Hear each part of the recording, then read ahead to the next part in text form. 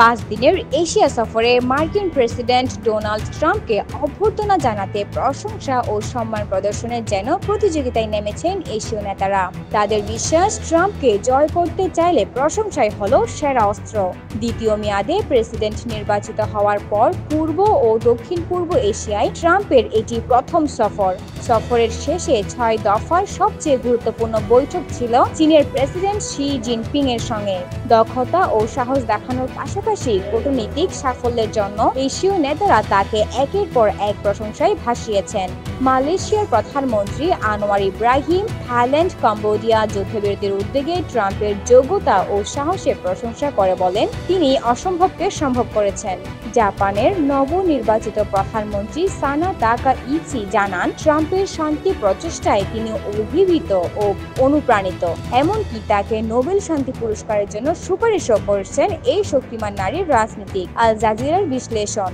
দক্ষিণ কোরিয়ার president Lee জে-মিয়ং ট্রাম্পকে উপহার দেন প্রাচীন সিলা রাজ্যের ঐতিহাসিক স্বর্ণ মুকুটের প্রতিরূপ এবং তাদের দেশের সর্বোচ্চ সম্মাননা গ্র্যান্ড অর্ডার অফ মুগানগাওয়া। এত সব প্রশংসা স্তুতিতে ইতিবাচক ফলও মিলেছে। মালয়েশিয়া, জাপান ও দক্ষিণ কোরিয়া প্রতিটি দেশই এ সফরে যুক্তরাষ্ট্রের সঙ্গে গুরুত্বপূর্ণ বাণিজ্য চুক্তি চূড়ান্ত করেছে।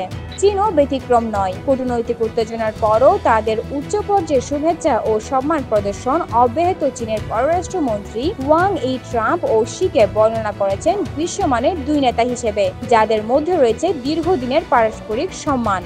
দক্ষিণ কোরিয়ার বুসানে যুক্তরাষ্ট্রের প্রেসিডেন্ট ডোনাল্ড ট্রাম্প ও চীনের প্রেসিডেন্ট শি জিনপিং এর বৈঠকের আনুষ্ঠানিক আলোচনায় যাওয়ার আগ মুহূর্তেই দুই নেতার মধ্যে হয়েছে সৌজন্যমূলক আলাপ, কূটনৈতিকভাবে বেশ গুরুত্বপূর্ণ কথোপকথন। ট্রাম্পের সঙ্গে হাত মেলানোর সময় শি বলেন, আপনাকে আবার দেখে খুবই ভালো লাগছে। তিনি আরো যোগ করেন, আপনার পুনর্নির্বাচনের পর আমরা ফোনে 3 বার কথা বলেছি, একে অপরকে বেশ কয়েকটি চিঠি পাঠিয়েছি এবং সবসময় ঘনিষ্ঠ যোগাযোগ বজায় রেখেছি।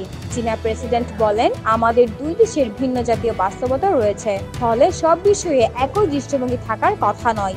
বিশ্বের শীর্ষ দুই অর্থনীতির মধ্যে মাঝে মাঝে বৈরিতা হওয়াটাও স্বাভাবিক। খবর আল জাজিরার। যুক্তরাষ্ট্র চীনের বাণিজ্য আলোচনার প্রসঙ্গ টেনে শি জানান, আমাদের অর্থনৈতিক ও বাণিজ্য দল একে অপরের প্রধান উদ্বেগগুলোর সমাধানে প্রাথমিক ঐকমত্যে পৌঁছেছে এবং অগ্রগতি হয়েছে বলে উৎসাহজনক সংকেত মিলছে।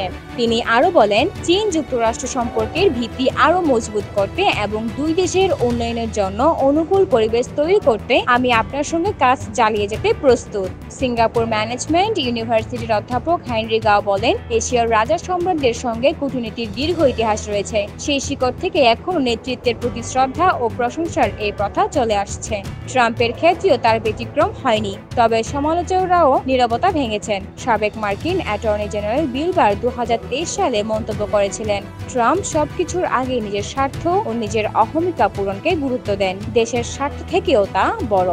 কূটনৈতিক হাসি, করমর্দন, প্রশংসা সবই তো স্বাভাবিক, তবে ট্রাম্পের ক্ষেত্রে যেন একটু বেশি, এমনটাই মনে করছেন অনেকে। ফাহমিদা হাশিম, সবুজ বাংলাদেশ।